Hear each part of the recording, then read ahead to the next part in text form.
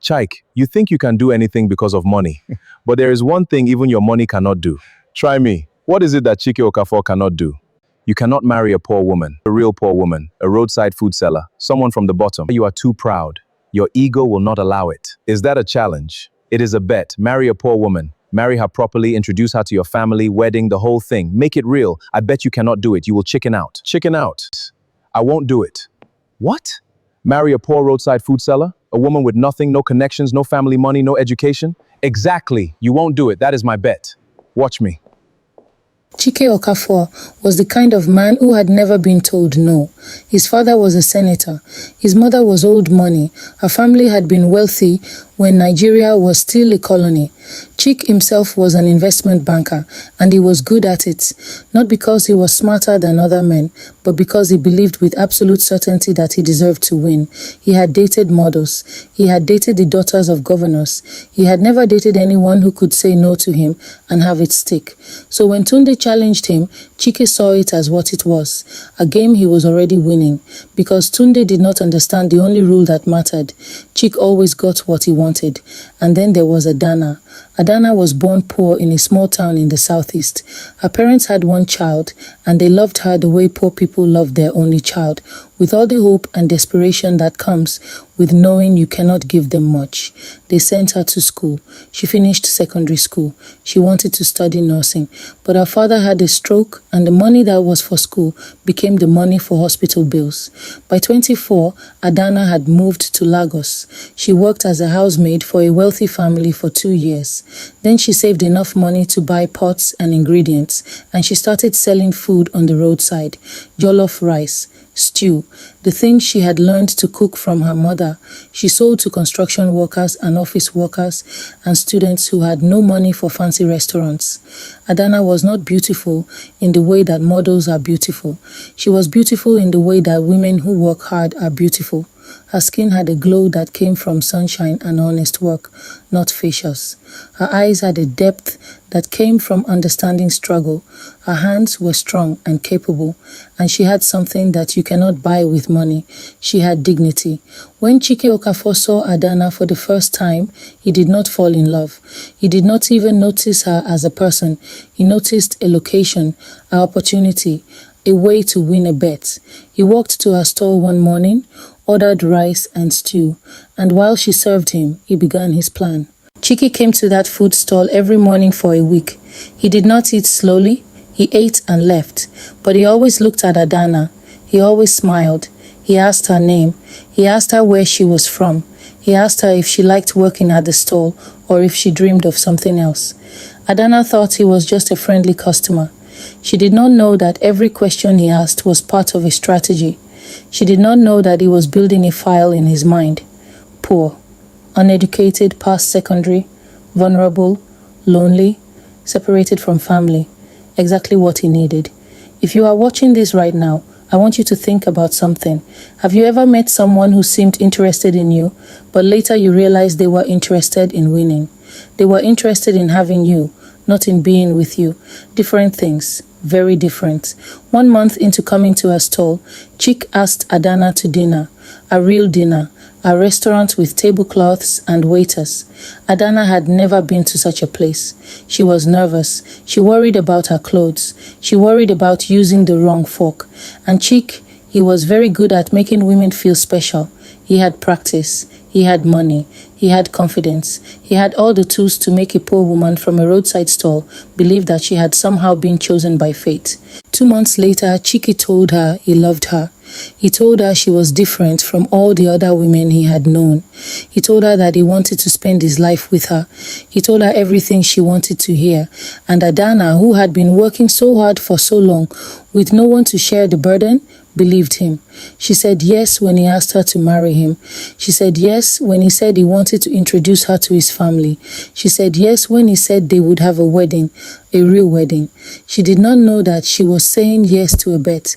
She thought she was saying yes to love. Chike's family meeting with Adanna was a disaster. Not because Adanna did anything wrong, but because the Okafor family understood immediately what Chike was doing. They understood that this was not love. This was something else. His mother took one look at Adanna, and she saw it all immediately. She saw the borrowed confidence.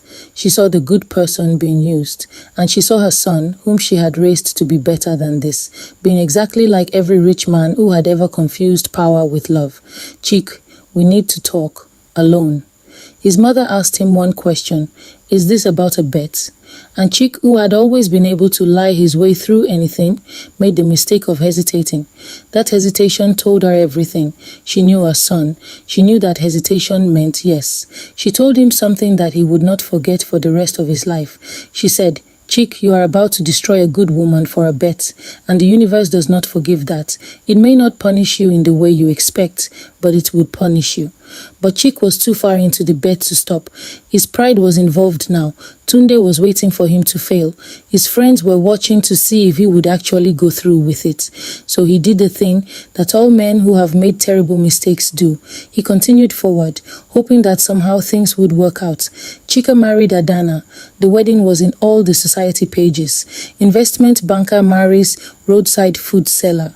The headline was exactly the kind of drama that wealthy Lagos society loves, but no one understood the real story. For the first month of marriage, Adanna was happy.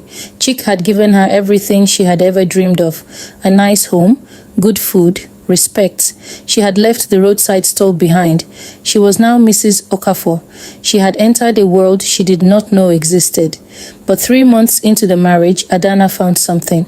A text message on Chike's phone that he left on the table. A message from Tunde. Congratulations on winning the bet. She looks good. How long do you think you can keep this up? That message destroyed everything. Not because Adanna did not understand that she had been used. She understood immediately. Poor people understand very quickly how to recognize when they are being played. They have had practice. But understanding and accepting are different things. Understanding is intellectual. Accepting breaks your heart. She confronted Chike that night, and this is where the story takes a turn that Chike did not expect. Because Adanna, she did not cry. She did not scream. She did something far more devastating. She told him the truth about himself. You thought I was stupid, Chike. You thought because I sell food on the roadside that I cannot think. But I can think. I can observe. I can understand people, and I have been understanding you since the day you walked to my stall. You never asked me what I wanted. You never asked me about my dreams. You asked me about my poverty. You asked me about my vulnerability. You asked the questions of a man shopping, not a man in love. And then Adanna said something that Chike did not expect her to know. She said, I found a text message from your friend, the one about the bet. I read it, and I want you to know, I already knew. I knew from the beginning. This is the part of the story where the rich man's assumptions come crashing down, because Adanna had known, not from the beginning but from very early on. She had recognized the pattern. She had understood that Chike was playing a game, but she had made a choice. If this story is moving you, if you want to know what happened next, what Adanna's choice actually was, subscribe to this channel, because the second part of this story is not about Chike at all. It is about what a woman does when a man has bet against her humanity and lost. Subscribe so you do not miss what comes next. Before Chike came into her life, Adanna had a plan. She was saving money, slowly. She had a dream of opening a small restaurant one day, not a fancy place, a place where she could teach other poor women how to cook, how to make money, how to build something of their own. When Chike pursued her, Adanna made a decision. She decided she would use him the way he was trying to use her, not for money, for opportunity. She married him so that when she left him, she would live as Mrs. Okafor, a woman with credibility, a woman with resources, a woman whose name would mean something in Lagos. She went to Chike's business dinners and she talked to his business partners. She learned about their interests. She made notes. She understood the market in a way that her food stall had taught her, but that Chike had never bothered to notice because he was born into wealth and never had to understand it. When Adanna told Chike that she knew about the bet and that she was leaving him, she also told him that she was taking half of everything they owned, not because Nigerian law required it, but because she had earned it. She had earned it by being a woman in his house, by raising his status, by making him look good to people who mattered to him. Chike fought the settlement. He told lawyers that Adanna had married him under false pretenses, that she was gold digging, that she was using him. And the judge, an older woman who understood exactly what had happened here, looked at Chike and said, "That is the definition of marriage you created when you made it a bet."